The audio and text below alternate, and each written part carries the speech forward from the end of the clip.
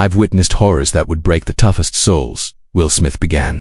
For years I carried this secret like a noose tightening every time I smiled for a photo, but not anymore.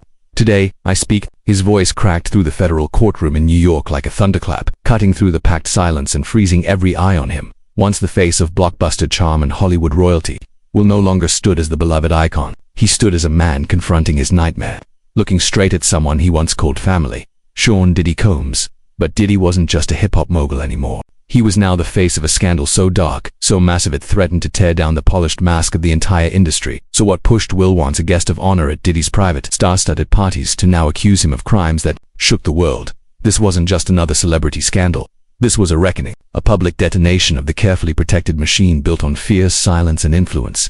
Back in their heyday, Will and Diddy were unstoppable. They basked in sipping rare wines under crystal chandeliers, walking red carpets like kings. Will even brought Jaden along to these parties, laughing with Diddy like they were more than friends, like family. But now in a courtroom full of cameras, reporters, and legal powerhouses, Will's words became knives, aimed straight at the core of Diddy's empire. This was no falling out. This was war, a battle to expose a network of manipulation masked as Hollywood glam, and the world, it was watching breath held. Could Diddy, once invincible, survive the truth when it came from someone who once stood beside him? Cue tense music, sting the stakes, monumental. Will's testimony wasn't some Hollywood meltdown, it was a full-blown mission to expose an ecosystem built on exploitation, cloaked by fame and money. The courtroom overflowed. Journalists, attorneys, public spectators, all knowing this moment could change the narrative around power in Hollywood forever. Would justice finally catch up to the untouchables? Or would the machine smother another voice brave enough to speak? Will stood tall, his face tired, his eyes clear. He looked ready to destroy everything fake just to free the truth. On that scorching May morning, New York's federal courtroom didn't just become a legal arena, it became the heart of a cultural storm. Will Smith, Oscorner megastar, wasn't acting. He was facing off against a man he once trusted with his life. And then he dropped the bomb. I lived in fear every day, Will said, voice steady but cracking with weight. I'm doing this not for revenge, but for my son, for my family, for every person Diddy's power has crushed. The room turned to stone. Even the air stood still. Will rewound to their beginnings in the 90s when both were young, hungry, and climbing together. We were brothers, he said, regret in every word. I admired his ambition. I trusted him more than I should have. That trust, long gone. Cue low atmospheric sound. It all started at those infamous invite-only parties. Miami, NYC, lavish, exclusive, legendary. At first, Will thought it was typical A-list nightlife, celebrities, champagne, and music under million-dollar lights. But behind the glimmer was something much darker. There were rooms you entered, but couldn't leave, Will said.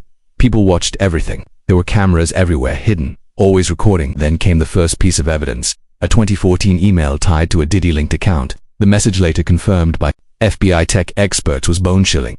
Will, this is your last chance. Don't make this harder than it has to be.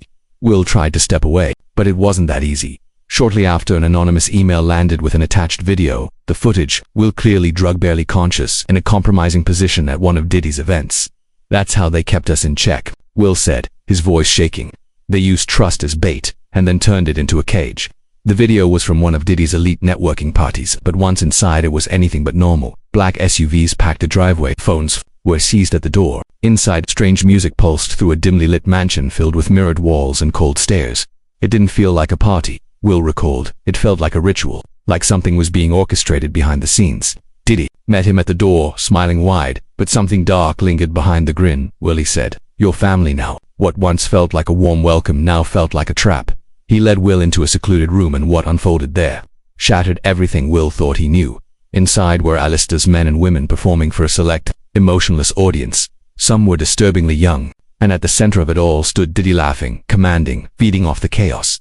"That's when I knew," Will whispered. "I was in something I couldn't just walk away from." That night marked the beginning of his unraveling. With every refusal to attend more events, he paid a price. Movie roles vanished.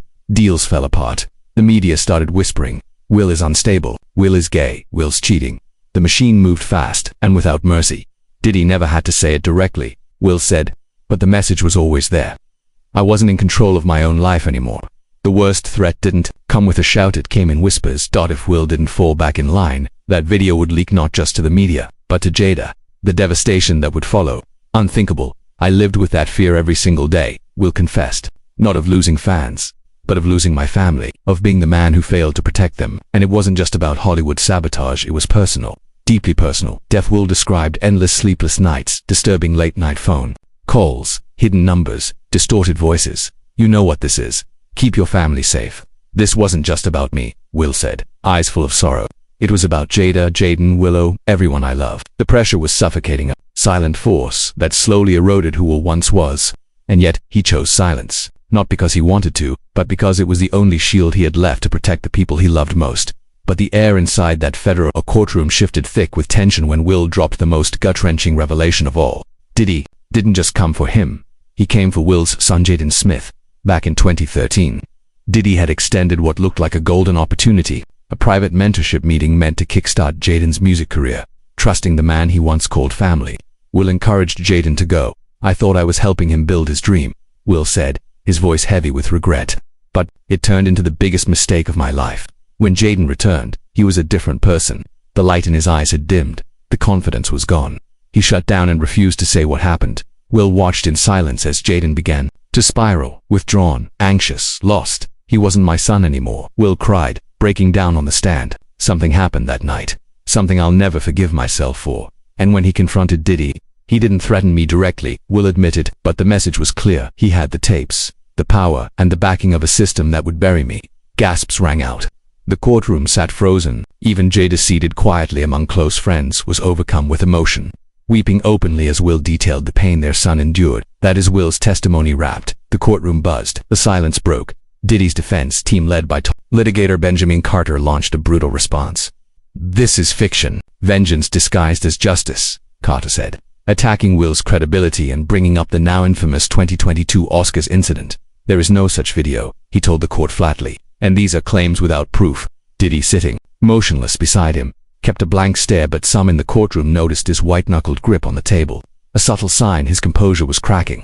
When the judge asked if Diddy wanted to speak, he declined. Instead, Carter submitted evidence, old emails and business correspondence, including a 2012 message where Will had thanked Diddy for helping Jaden. This wasn't betrayal, Carter argued. This was business. This is a personal vendetta, not a crime.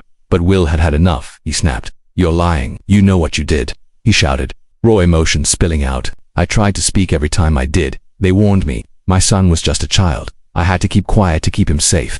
The courtroom froze.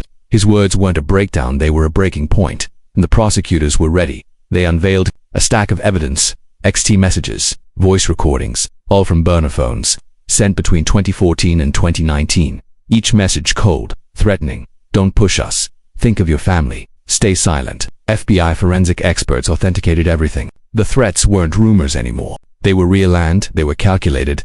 And then came the kicker. A $500,000 bank transfer from Will to a company linked to Diddy in 2016. That wasn't an investment, Will said, his tone flat.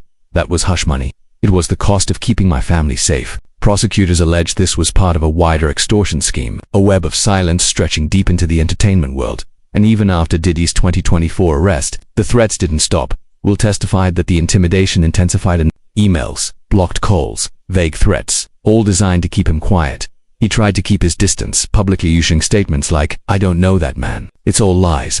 But behind the scenes, Diddy's empire wasn't done. If he went down, he'd take everyone with him. Carter fought back, hard, claiming the texts were faked, the audio doctored, the entire story manipulated. But Will's attorney, Olivia Harper, stood her ground. There might not be a video in this courtroom, she told the judge, but make no mistake, Will's not lying. People like Diddy don't leave obvious trails.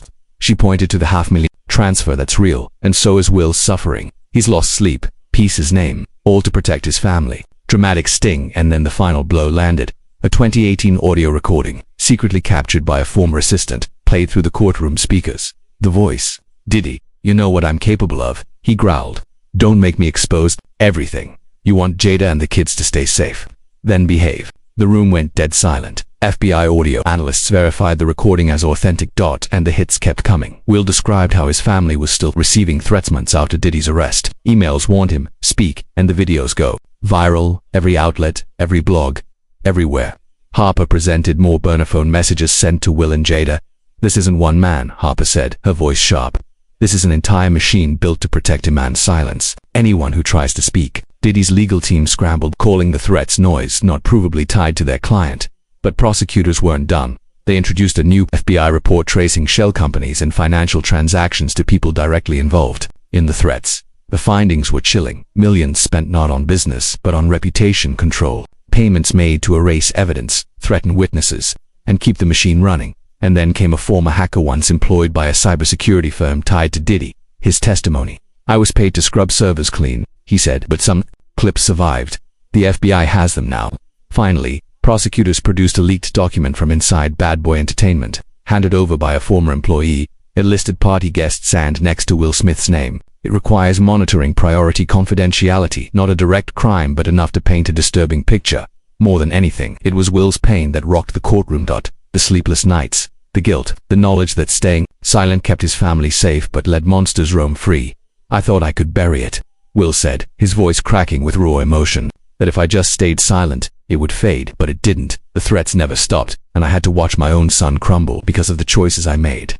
In the courtroom gallery, Jada sat motionless, her eyes swollen, clutching her friend's hand like a lifeline. Tears poured down her cheeks as Will described Jaden's pain, and his own deep regret for failing to protect him. The room felt like it was holding its breath. You could feel the heartbreak. Will wasn't there to defend his image. He was there to confront a monstrous system that kept him gagged for years. That as the session neared its conclusion, Diddy still hadn't uttered a word, but his body told a different tale. His jaw was clenched tight, his eyes darted with a flicker of panic and rage. He looked like a man who knew the walls were closing in.